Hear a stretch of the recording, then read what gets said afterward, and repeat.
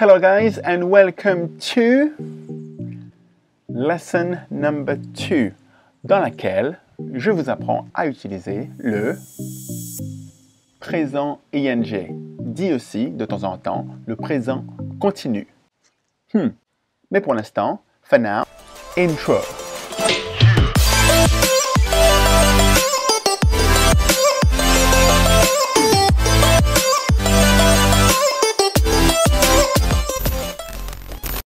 Alors, le présent be plus ing, c'est quoi? Tout d'abord, il faut savoir que si en français nous avons un présent, en anglais, we have two. Yeah, I know, right? L'un s'appelle le présent simple, l'autre, c'est le présent compliqué. Just kidding. Non, on l'appelle le présent be plus ing. Il est très important de ne pas confondre ces deux présents en anglais. C'est pourquoi, vers la fin de la vidéo, je ferai une comparaison pour que vous puissiez faire la différence entre les deux. Dans cette vidéo, je vous montrerai comment, quand et pourquoi on utilise ce temps-là, comment on l'utilise et enfin, quelle différence avec le présent simple. Vous aurez également quelques exercices de manipulation à la fin de cette vidéo pour pouvoir vérifier vos connaissances. Quand et pourquoi utilise-t-on le présent be plus ing? On l'emploie pour 3 raisons. Commençons par la raison la plus fréquente. Let's take this timeline with the present, the past, tout ce qui concerne avant, and of course the future. Si je dis I'm speaking with you, je vous parle, I'm speaking with you, l'action se déroule maintenant. Je suis là en train de vous parler. Voilà pourquoi on dit souvent le mot en train de. Je suis en train de vous parler maintenant, right now. I'm speaking with you. Au moment où je vous parle, je vous parle. Ok.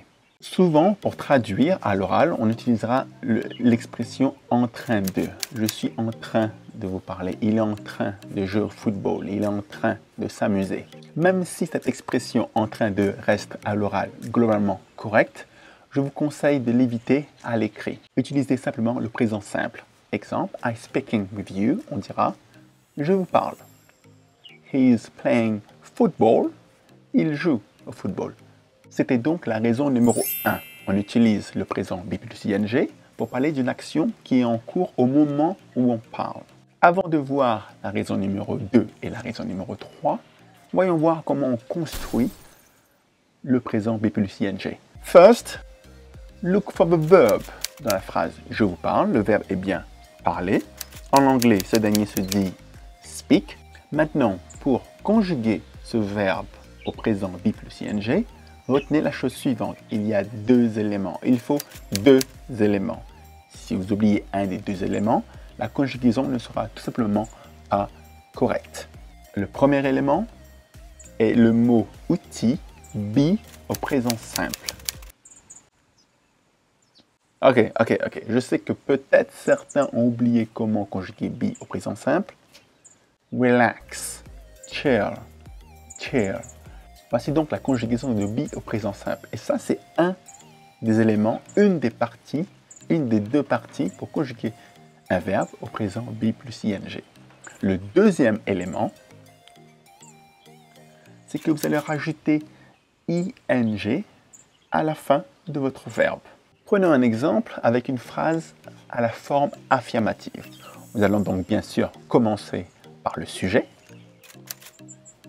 Si je dis je vous parle, le sujet est bien évidemment moi-même, donc je, I. Premier élément, qui est donc be au présent simple. Ici, nous sommes à la première personne, donc pour conjuguer be correctement, on va dire I am. Et enfin, on va prendre notre verbe auquel on rajoute ing. Le verbe ici, c'est speak, ce qui va donner speaking. I am speaking with you. On vérifie qu'on a bien 2 éléments, am speaking. I'm speaking with you. Le verbe est correctement conjugué au présent be plus ing.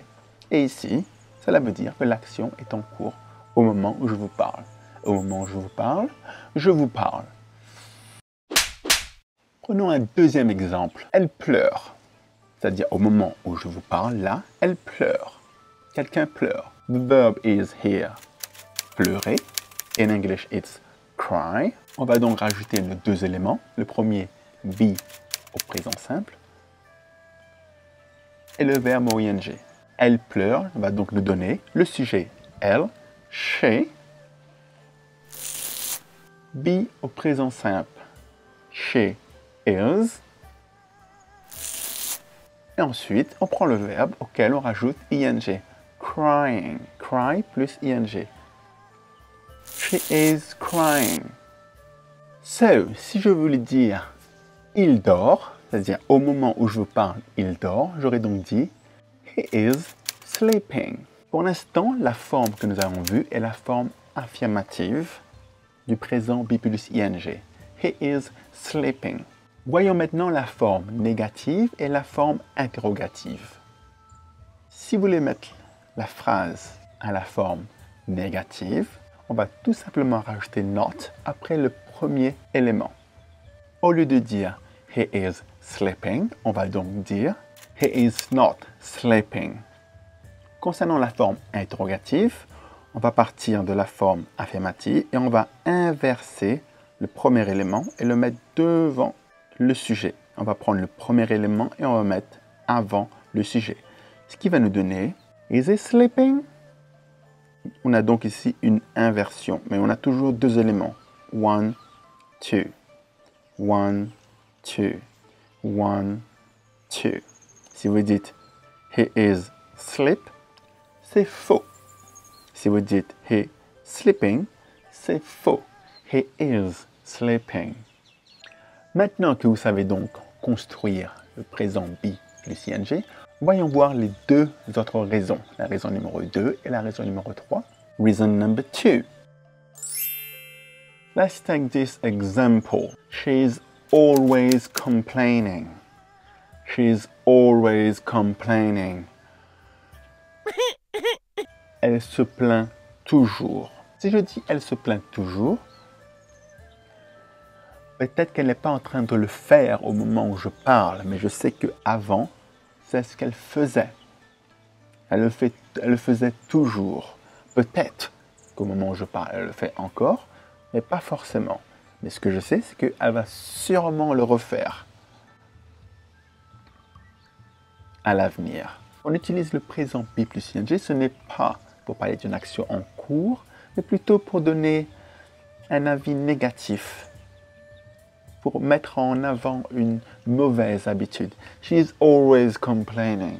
Voici donc la deuxième raison pour laquelle on utilise ce temps-là pour exprimer une mauvaise habitude ou un avis négatif. Reason number 3. Considérons this timeline dans laquelle, au moment où je vous parle, il est 2 p.m., il est 14 heures. Si je dis my train is leaving at 4 p.m. My train is leaving at 4 p.m. Mon train part à 16 heures. Vous voyez bien qu'on ne parle pas d'une action qui est en cours puisque mon train n'est pas encore parti. Il part à 16 heures, pas à 14 heures. En disant my train is leaving at 4 p.m., je fais référence, avec le présent be plus ing, à l'avenir, à une action qui ne s'est pas encore déroulée, mais qui va se dérouler, puisque cette action-là est prévue.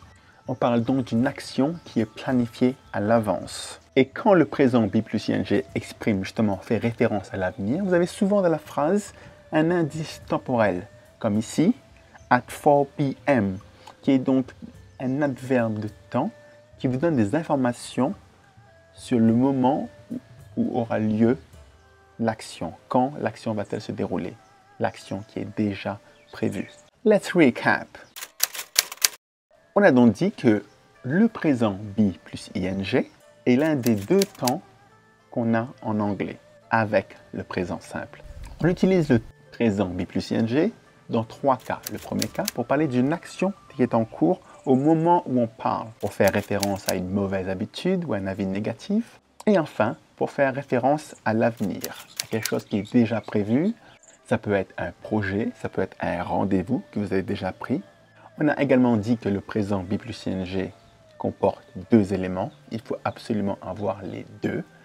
Premier élément, be au présent simple. Deuxième, le verbe en ing. Quelle est la différence avec le présent simple? Présent simple, présent be plus ing. Look, the water is boiling. Look, the water is boiling. L'eau bout au moment où je parle. Tout de suite là, elle est en train de bouillir. Mais si je dis water boils at 100 degrees. C'est un fait. L'action n'est pas en train de se dérouler. C'est un fait, c'est comme ça. L'eau bout à 100 degrés. Paul is always winning. Paul is always winning.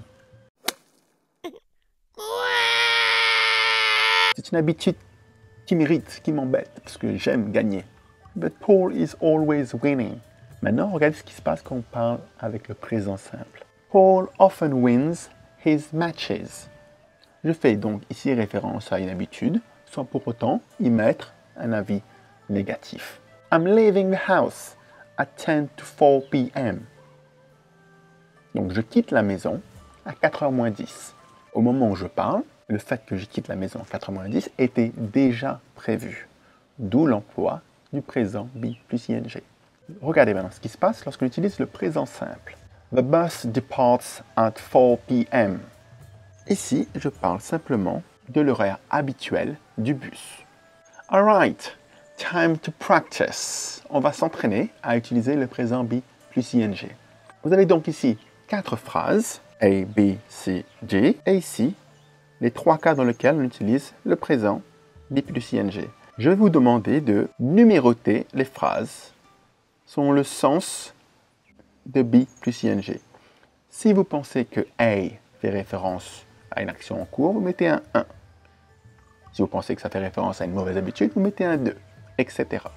Si vous voulez faire l'exercice sans les réponses, cliquez sur Pause. Si vous continuez à regarder la vidéo, c'est que vous voulez la solution. The dogs are playing in the park. Les chiens jouent dans le parc. L'action est en cours. The dogs are always barking. This is annoying. C'est une mauvaise habitude, c'est quelque chose qui m'embête. 2. Shh. She's sleeping. L'action est en cours, elle dort au moment où je parle. Et enfin, we have time. Relax. The film is starting in 2 hours. Ici, le fait que le film commence dans 2 heures était déjà prévu avant que je parle. C'est donc numéro 3. Next exercise. 5 phrases. Je vous demande donc de conjuguer ces verbes au présent be plus ing. Même chose, cliquez sur Pause. Voici donc les solutions. Paul is playing football. We are writing a letter. They are putting sugar in the cup. She is listening to music. I'm searching for my keys. Vous avez sûrement remarqué certains changements. Ici, write, écrire, se termine par un E. Lorsque le verbe se termine par un E, on va enlever le E avant de rajouter l'ing. Ensuite, ici, vous voyez que le verbe mettre, put, on a doublé la consonne. Et il y a un cas précis où vous allez le faire. Vous allez le faire lorsque le verbe se termine par consonne, voyelle, consonne. Let's have a look. Consonne, voyelle, consonne. Cette modification, généralement, est réservée pour les verbes, pour les mots d'une syllabe. Pour les mots de 2 syllabes ou plus, je vous conseille d'utiliser un dictionnaire. Voilà pourquoi pour listen, on n'a pas doublé la consonne. Another exercise using the negative form. Même chose, clique Pause. Voici donc la solution. Number 1 was, she's not listening to music. Number 2, we are not writing a letter. Pour la forme interrogative, here we go again. Number 1, the answer was, is she listening to music? Number 2, are they writing a letter? And this is the end of our lesson. Thanks for watching, and on that note, I see you soon enough. And of course, subscribe.